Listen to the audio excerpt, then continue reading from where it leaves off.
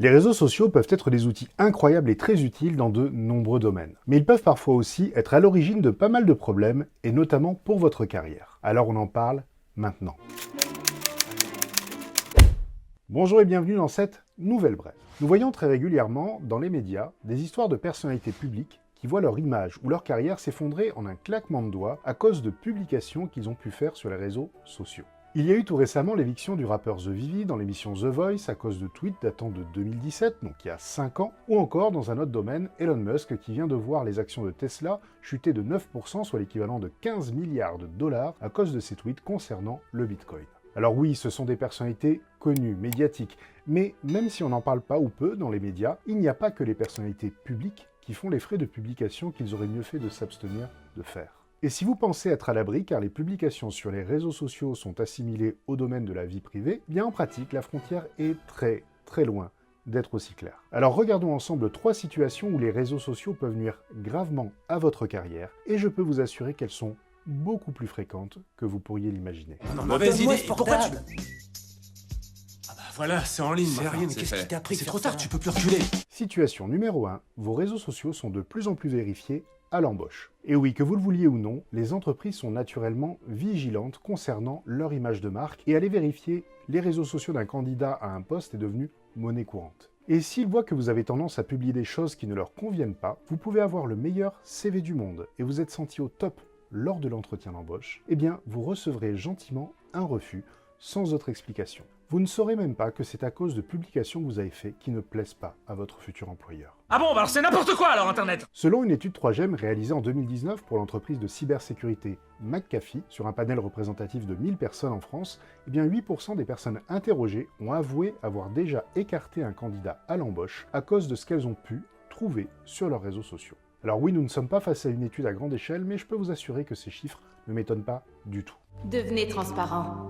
Situation numéro 2, vos publications peuvent être à l'origine de votre licenciement. Et oui, selon la même étude, 7% des licenciements en France auraient pour origine des publications sur les réseaux sociaux. Et oui, même privées, des publications sur les réseaux sociaux peuvent servir de preuve pour licencier un salarié. Et vous n'imaginez pas le nombre incalculable de bêtises que les personnes sont capables de publier. Comme par exemple, mettre des photos de soi en train de faire la fête ou de bronzer sur la plage à plusieurs centaines de kilomètres de chez soi, alors qu'on est en arrêt maladie. Ne tape pas mon nom dans Internet, s'il te plaît, j'arrive. Ou encore critiquer son entreprise, ou avoir des propos injurieux, dégradants ou diffamatoires envers ses collègues ou sa hiérarchie, ou tout simplement critiquer les entreprises ou le patronat de manière générale, avoir des positions extrêmes sur des sujets sensibles de société, qu'ils aient trait à la politique, à la religion, à l'actualité, etc., peu importe. Par exemple, début 2020, 2 salariés de l'entreprise Le Slip Français avaient publié sur Instagram des vidéos d'une soirée privée entre amis qui ont déclenché une véritable tempête sur les réseaux sociaux, car ces vidéos avaient été considérées à caractère raciste. Ils ont donc été licenciés car cette polémique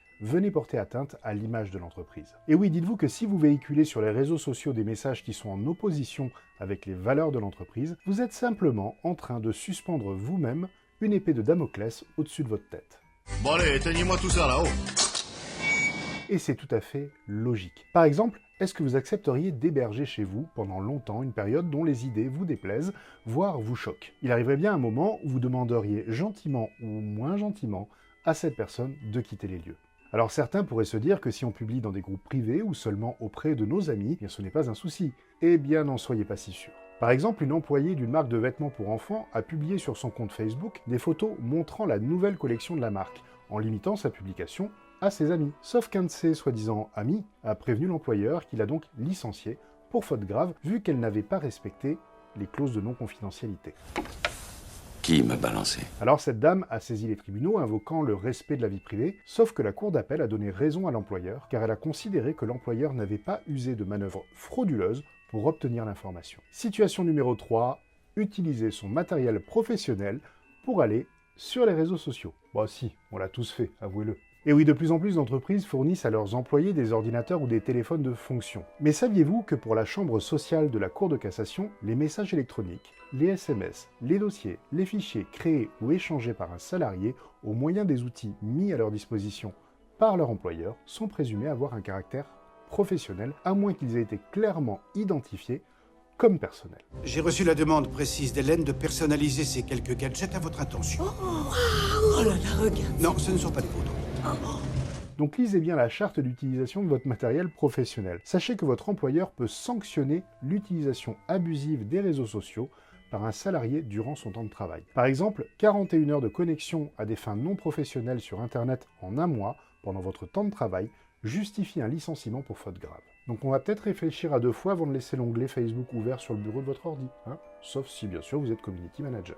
Tout notre monde est enregistré dans leur machine. En bref les amis, c'est simplement une question de bon sens. Le problème en soi, ce ne sont pas les réseaux sociaux. Les réseaux sociaux sont simplement des outils, et comme tout outil, ils peuvent engendrer le meilleur comme le pire. Un scalpel, par exemple, peut sauver des vies comme il peut en retirer. Et le problème, ce n'est pas le scalpel, mais ce que l'on en fait. Pour les réseaux sociaux, c'est la même chose. Donc pour votre sécurité, votre sérénité, dites-vous que tout ce que vous publiez sur les réseaux sociaux et sur Internet en général ne vous appartient plus. Et entre nous, est-ce que la course au like vaut la peine de perdre son emploi?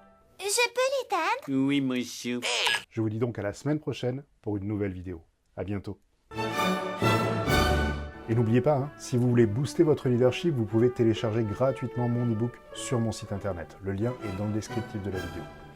Et pour vous abonner, vous cliquez à gauche. Et pour voir une autre vidéo, vous cliquez à droite. Allez, à bientôt.